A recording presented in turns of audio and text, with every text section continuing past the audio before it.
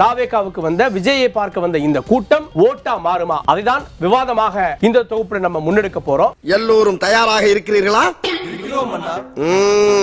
அரசியல் விமர்சகர் திரு செந்தில்வேல் அவரின் நிகழ்ச்சிக்கு வரவேற்கிறேன். இவனை பார்த்தாலே அடிக்கணும் போல இருக்கியா? பார்த்தாலே எப்பறம் ஒருத்தனை பார்த்து அடிக்கணும் போல தோணும். பாரு யார முறைக்கிறா? திரு செந்தில்வேல் அவர்கள்ட்ட இருந்து ஆரம்பிக்கலாம் அப்படின்னு.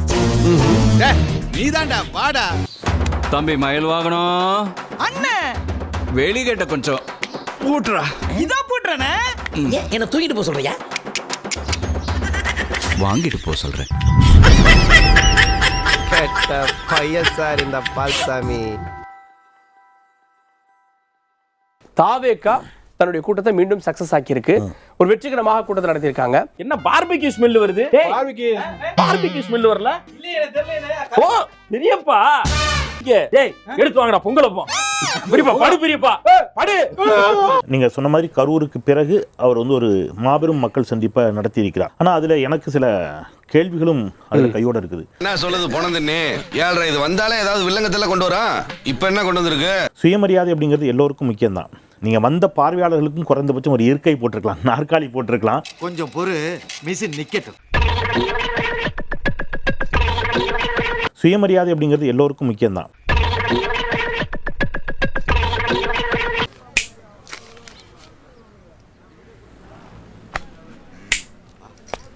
விஜய்க்கு ஒரு பெரிய உற்சாகத்தை கொடுக்கறாங்க. அப்போதான் அந்த கேள்வி வருது, ஏன் இது ஓட்டா மாறாது? அவர் போய் சொன்னாலும் என்ன செஞ்சாங்க? மக்கள் நம்பி கை தட்டிறான். ஆனா உண்மையை எங்களை போன்ற சாமானிய நீங்க பேசினாலும் கை தட்டுறாங்க. குஜராத் கலவரத்தில் தொடங்கி எல்லா இடத்திலும் மதவாதத்தை மையமாக வைத்து பாஜக தன்னுடைய அரசியலை நிறுவ முற்படுகிறது. நீ சொல்றதெல்லாம் வாஸ்தவம் தான்டா. என்னடா வாஸ்தவம்? கட்சி மாறிட்டியா? இந்த 2000 பேரை கொன்னவங்க தானே உங்க தலைவர் கருணாநிதி வந்து பாத்தீங்கன்னா சிறந்த முறையில் ஆட்சி செய்தார் நரேந்திர மோடி பேசினாரு. அப்ப நீங்க கூட்டணியில இருக்கும்போது எடுத்துக்காட்டுங்க எனக்கு. திமுக தலைவர் கலைஞர் அவர்கள் கன்ஃபார்ம் தானே? கன்ஃபார்ம். என்னப்பா இப்படி மாட்டிக்கிட்டீங்களே? மாட்டிக்கிட்டனா? DMK chief Karunanidhi has softened his stand on the BJP. Speaking to a Tamil newspaper, Karunanidhi has said, and I quote him here, Modi's continuous campaign reveals that he is a hard worker. He is a hard worker. Modi is also a good friend, unquote. புத்திசாலித்தனம், கடின உழைப்பு, நேர்மையான செயல்பாடுகள் தான் நாட்டின் உயர் பொறுப்புக்கு வர உதவி உள்ளது என்றும் அக்கடிதத்தில் கருணாநிதி கூறியுள்ளார். இப்போ என்ன பண்றீங்க? என்கிட்ட 3 ட்ரிப் வாங்கி முடுக்குன்னு குடிக்கிறீங்க. தமிழ்நாட்டுல தாமரை வந்தால்தான் தேனாரும் பாலாரும் ஓடும் சொல்லி தமிழ்நாடு பட்டி தட்டி எல்லாம் பிரச்சாரம் பண்ணீங்க. அப்பெல்லாம் RSS உங்களுக்கு வேண்டப்பட்ட இயக்கம் ஆயிடுச்சா? எது வாயில நெல்லு குத்த போறியா? எல்லா இடத்துக்கும் போயிட்டு அரசு பொருள் சேதாரம் பண்றது, எல்லா பொருளும் சேதாரம் பண்றது. ஆனா நம்முடைய கழக இளைஞரணியினர் அப்படி கிடையாது. மிகுந்த கட்டுப்பாடு மிக்கவர்கள் என்பதற்கு இங்க கூடியிருக்கக்கூடிய இந்த கூட்டம் சாட்சி.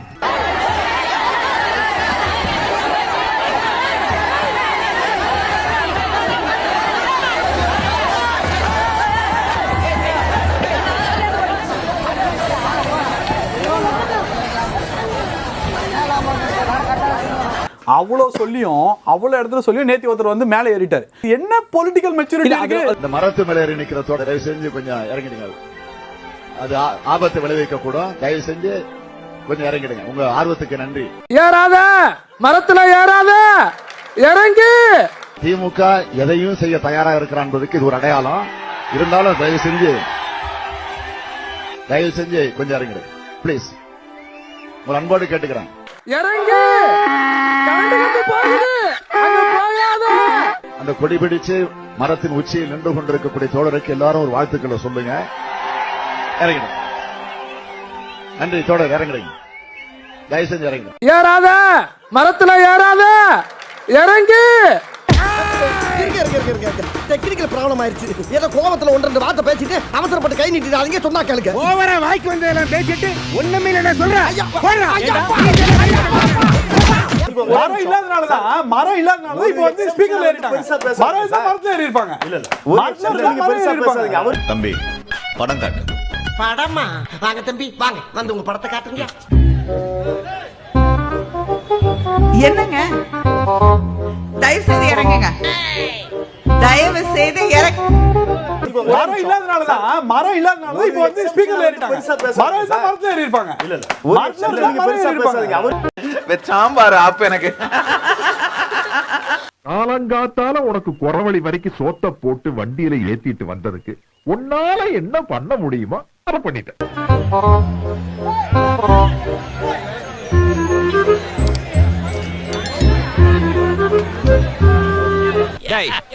உண்மையை சொல்லு, நீ சிரிக்கிறியா அழுவுறியா? தெரியலையப்பா. தயவு செய்து இறங்குங்க. விடுங்கண்ணா. இல்லப்பா, அடிமேல் அடி விழுந்துட்டே இருக்குப்பா.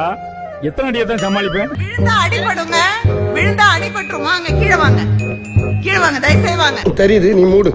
ஐயோ ஐயோ, ஊஞ்சல வச்சு ஊஞ்சல் ஆடுறாங்களே தெய்வமே. அவன் பாவிகளா இழுத்து போட்டு கொண்டாதீங்கடா.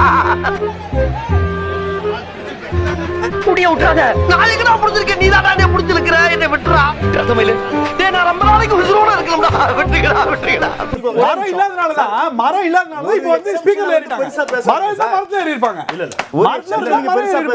யோ பேசு பேசியா பேசுறா பேசுறா கொஞ்சம் பேசுறா. ஒரு மாவட்டத்துல மட்டும் அவ்வளவு பேர் கூட்ட முடியுதுன்னா அந்த கூட்டம் ஏதோ ஒன்று இண்டிகேட் பண்ணதா இல்லையா? விஜயின் ஒருத்தர் மேல ஒரு அபிப்பிராயம் இருக்கு. அபிப்பிராயம் இருக்கு. அந்த அபிப்பிராயம் ஓட்டாக மாறாது. ஏதோ பேசுறதுக்காக நான் பேசிட்டு இருக்காத. நேரத்துக்கு எடுத்தாத, நல்ல விவரமா பேசு. இல்ல, காமன் மேனுக்கு ஒரு கேள்வி இருக்கு. ஓட் அப்படின்றது 18 வயது கடந்தவங்க, எஸ்ஐஆர்ல பாஸ் பண்ணவங்க எல்லாம் வந்துருவாங்க. சரி, அரசியல் மயப்பட்டவங்களுக்கு ஒரு ஓட்டு, மயப்படாதவங்களுக்கு ஒரு ஓட்டு இருக்கா? எப்படி இருந்தாலும் ஓட்டு தானே போட போறாங்க. ஐயோ, கிட்னி நசுக்குறானே. இப்ப வலிக்குதா? ஓட்டு போடுறவங்க பிரச்சனை இல்ல சார், ஓட்டு வாங்கணும் சார். யாரு போய் ஓட்டு கேட்பாங்கன்னு கேக்குறேன். ஏங்க வந்தாங்களா சார் கூட்டம்? சார் கூட்டம் வேற, ஓட்டு கேக்குறது வேற சார். இதான் சொல்ற டிஃபரன்ஸ். இது உங்களுடைய ஆசை சார். இந்த கூட்டம் ஓட்டா மாறிட கூடாதுங்கற பதட்டம் உங்களுக்கு. கண்டு விட்டாளையா, சூச்சமத்தை கண்டு விட்டாளே. கேள்வி வந்து செந்தில் வேலண்ணனுக்கு இன்னைக்கு என்னெல்லாம் பண்ண போறாரோ. எனக்கு வந்து அவரு திமுகவோட ஆதரவாளரா இல்ல அரசியல் விமர்சகரானே தெரியல. ஐயோ ஐயோ வலிக்குதுடா. ஏனாடா? எனக்கு நீங்க வந்து பேச ஆரம்பிச்சதுல இருந்தே நீங்க திமுக ஆதரவாளரா இல்ல அரசியல் விமர்சகரான்ற கேள்வி மட்டும் தான் எழுது. அந்த சல்லி பசங்க சவகாசம் வேண்டாம்னு சொன்னலையா? எதுக்கு இப்படி போய் அசிங்கப்பட்டு வந்து நிக்கிற?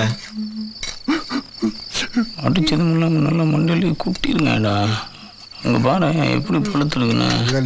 இதை எப்படி நான் எப்படி எதிர்பார்க்கிறேன் அப்படின்னா, ஒரு அரசியல் விமர்சகர் அப்படிங்கிறவரு எல்லா கட்சியும் விமர்சனம் பண்ணும்.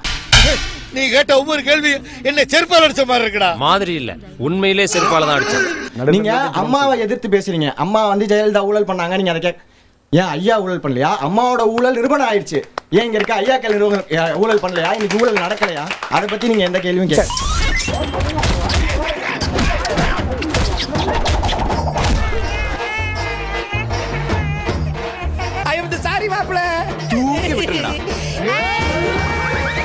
இப்ப உதயநிதி வந்து இன்னைக்கு இருக்கிறாருன்னா அவர் கேண்டிடேட்டா நின்னு அந்த தொகுதியில அந்த மக்களுடைய ஓட்டை வாங்கி பெரும்பான்மையோட ஜெயிச்சுதான் இன்னைக்கு வந்து அவர் எம்எல்ஏவா உட்கார்ந்திருக்கிறாரு. அதுக்கப்புறம் விளையாட்டுத்துறை அவர்கிட்ட கொடுக்கப்பட்டிருக்கு. இந்த புகழ்ச்சி எல்லாம் எனக்கு பிடிக்காது.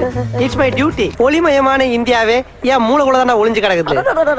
விளையாட்டுத்துறை இந்த கடந்த 4.5 வருடங்கள்ல எந்த அளவுக்கு வந்து அவர் முன்னேற்றி இருக்காரு, எந்த விஷயங்கள்லாம் செஞ்சிருக்காரு அப்படிங்கறத பாருங்க. நீங்க சும்மா செஞ்சுட்டாலும் நாங்க அப்படியே அசந்து அழுத்து தான் போயிருவோம். அவர் விளையாட்டுத்துறை அமைச்சரா இருக்கிறாரு. என்ன சாதனை செஞ்சாரு? அந்த வடிவேலு பேண்ட்டுக்குள்ள பட்டாவட்டி டவுசருக்குள்ள கையை விட்டு வெளியே காட்டுவார், ஒண்ணு இல்ல அப்படிங்கிற மாதிரி.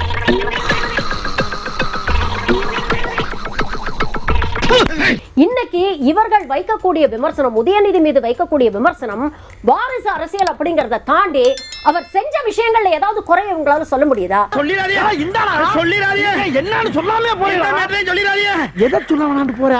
இல்ல அவர் செஞ்ச சாதனைகளை இவங்க ஏதாவது வந்து குறை சொல்ல முடியுதா? அப்ப எந்த அளவுக்கு மேலோட்டமா நீட் கேன்சல் பண்றேன்னு சொன்னாங்களே, நீட் கேன்சல் பண்றேன்னு சொன்னாங்களே. இல்ல நான் அதுக்கு தான் வரேன். பாஸ் இன்னைக்கு ஒரு முடிவோட தான் இருக்கானுங்க போல. என்ன எப்போ நம்மள விரட்டி அடிப்பானுங்க, இப்போ அடிச்சு விரட்டுவானுங்க போல. இது ஒண்ணு எப்படி சிக்கிரிக்கம் பாத்தியாப்பா? நீங்க சொன்னீங்க உதயநிதி வந்து நல்லா பண்ணாங்க, அதை ஏன் நீங்க அப்ரிஷியேட் பண்ண மாட்டேங்கிறீங்க சொல்றீங்க. ஆனா எடுத்த உடனே எப்படி வந்து டெப்யூட்டி சிஎம் கொடுத்தாங்க? சீனியர்ஸே இல்லையா? கொடுக்கிற கூலிய மூடிட்டு வாங்கிட்டு போற அடிமை புத்தி நம்ம கிட்ட தான் இருக்குது. Don't they deserve that? இப்போ டைரக்டா ஸ்டாலினுக்கு அடுத்து உதயநிதி வரணும்னு யார் சொல்றா? சத்தமுடா சத்தமுடா சத்தமுடா. கட்சிக்குள்ள எடுக்கக்கூடிய முடிவு அது கட்சிக்குள்ள இருக்கிறவங்க எடுக்கறாங்க. கட்சி வந்து ஃபேமிலிக்கு எழுதி கொடுத்துட்டாங்களா? இன்னைக்கு என்ன தீர்மானத்தோட வந்திருக்கான் தெரியலடா சாமி. இப்போ உங்க தொகுதியில ஒரு கேண்டிடேட் வந்து நிக்கிறாங்க அப்படின்னா நம்ம கேஸ்டான் பார்த்து ஓட்டு போடணுமா? என்ன பச்சிக்கிட்டு இருக்கா? எதுக்கு எடுத்தாலும் எனக்கு முடக்காம. ஓட்டருடைய மனப்பான்மை மாறினா தானே இது மாறும். இப்போ நீங்க சொல்றீங்க இந்த கட்சியில ஆட்சிக்கு வந்தா ஜாதி ஒழிப்புன்றாங்க. ஆனா கேண்டிடேட்டுக்கு சீட் கொடுக்கறப்ப ஜாதி பார்த்து கொடுக்குறாங்க. ரெண்டு முரணா இருக்கு.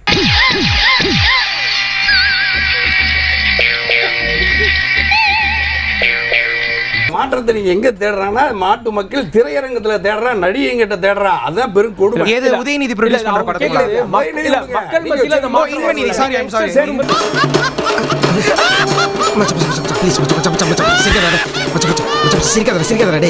இப்போ வந்து ஜாதி பேரை வந்து குறிப்பிடக்கூடாது அந்த மாதிரிலாம் சொல்றாங்க இல்லையா? அப்போஸ் குளுக்கோஸா? அப்போஸ்ங்க. உதயநிதி ஸ்டாலின் இப்போ ரீசெண்டாக ஒரு மீட்டிங்கில் பேசும்போது வந்து அந்த நிகழ்ச்சியை ஒருங்கிணைப்பு செஞ்சவங்களோட அந்த ஒருங்கிணைப்பாளரோட பேரை வந்து ஜாதி பேரை சொல்லி குறிப்பிட்டு அவர் பேசியிருக்காரு அந்த 20 நிமிஷம். ராஜ் கவுண்டர் அவர்களே, சகோதரர் ராஜ் கவுண்டர் வைத்திருக்கக்கூடிய எனக்கு அளித்த திரு ராஜ் கவுண்டர் அவர்களுக்கு நம்முடைய சகோதரர் ராஜகவுண்டர் மாநாடு இருக்கு. சகோதரர் ராஜகவுண்டர் எடுத்த பல முயற்சிகளை திரு ராஜ் கவுண்டர் அவர்கள் அழைத்திருக்கிறார். திரு ராஜ் கவுண்டர் அவர்களுக்கு கிடைக்கக்கூடிய சகோதரர் திரு ராஜ் கவுண்டர் அவர்கள் ஒரு சாதி கொடுமை தீண்டாம அதை மாற்றிட பாடுபட்டு வெற்றி கண்ட இயக்கம் தான் நம்முடைய திராவிட இயக்கம் என்பதை யாரும் மறந்துவிட முடியாது.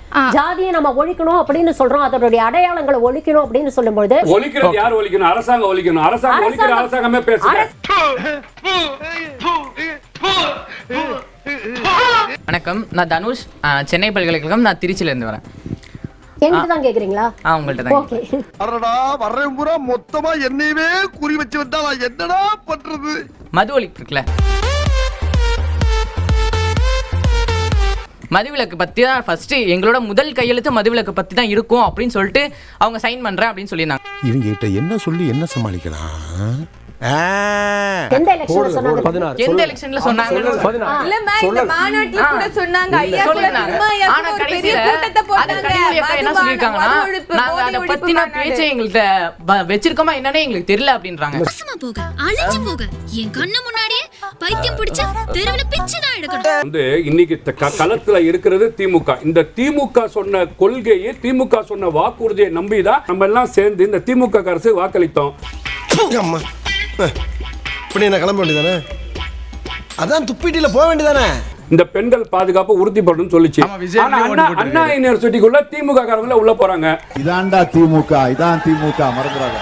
திமுகவோட கூட்டத்துல போலீஸ்க்கு பாலியல் வன்கொடுமை நடக்குது. திராவிட மாடல்னா என்னன்னு கேட்கறவங்களுக்கு இதுதான் பதில். ஐயா சொன்னாரு, இப்போ கூட ஸ்டாலினுக்கு ஐயாக்கு ஃபோன் பண்ணா எடுப்பாரு அப்படின்னு சொன்னாரு. போன் எடுத்தா நச்சுங்கிறானுங்க. ஏதோ பொண்ணுக்கு கல்யாணமா, அதை எம்எல்ஏவாலே சாதிக்க முடியலையா? என்ன சாதிக்க சொல்றாங்க? அன்னைக்கு சென்ட்ரல்ல அவ்வளோ தூய்மை பணியாளர்கள் வந்து போராடினாங்க. அப்போ ஏன் போயிட்டு குரல் கொடுக்கல? அத்தனை பேருக்கு ஏன் அவர் வந்து ரெஸ்பாண்ட் எதுவுமே பண்ணவே இல்லை? நீ கேட்ட ஒவ்வொரு கேள்வி என்ன செருப்பால் அடிச்ச மாதிரி இருக்குடா. 60 பேர் கள்ள சாராயம் குடிச்சு செத்தாங்க. அன்னைக்கு ஏன் போயிட்டு முக ஸ்டாலின் போய் அவங்களுக்கு எதுவுமே ஆதரவு தெரிவிக்கலாம்? அங்க இருக்கிற மக்கள் வெக்கமா இல்ல? வெக்கமா இல்ல? வெக்கமா இல்ல? நீட் ஏன் வந்து நீட் ஏன் நீக்கல? ஏன் வந்து மாணவர்களுக்கு கல்வி கடன் தள்ளுபடி பண்ணாங்க? ஏன் பண்ணல? ஓல்ட் பென்ஷன் ஸ்கீமை ஏன் இம்ப்ளிமெண்ட் பண்ணலன்னு ஃபோன் பண்ணி கேளுங்க. உருப்படியா ஏதாச்சும் பண்ணுங்க.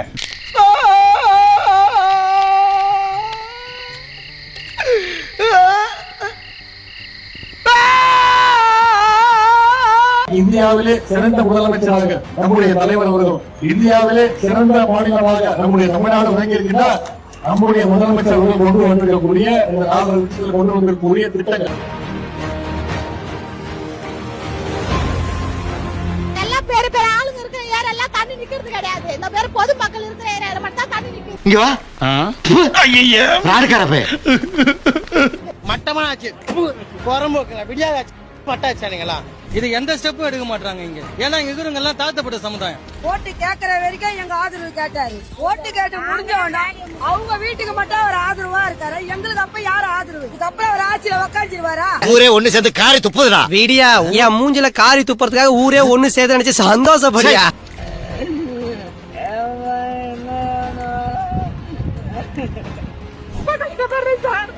ஒரு வாரமா சாப்பாடு கூட இல்லாம கிடக்க சார். வய போன வேதனை இல்ல. மருந்து குடிச்சிட்டு சாக வேண்டியது. இந்தியாவிலே சிறந்த முதலமைச்சராக நம்முடைய தலைவர் அவர்கள். வாய மூடா, நல்லா வாயில வந்துரு. உன்னையெல்லாம் சின்ன வயசுலயே கள்ளி பால் கொடுத்து கொண்டிருக்கணும்டா. தம்பி நீங்க போய் கூப்புல இருங்க, நான் கொஞ்ச நேரத்துல வந்துடுறேன். நீ போய் கக்கு சொல்லுவே, நான் அப்புறம் கூப்பிடுறேன். அட கக்கு சொல்லப்பா, கூப்பு. தெரியுமாடா, ரெண்டு ஒண்ணுதானடா, குழப்பறீங்களேடா.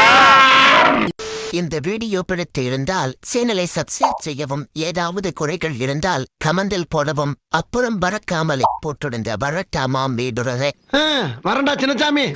Hey guys, this is your editor.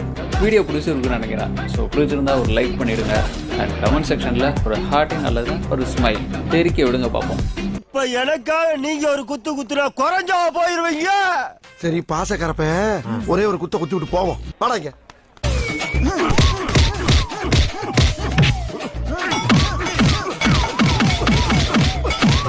போதுமில்லடா, போடா.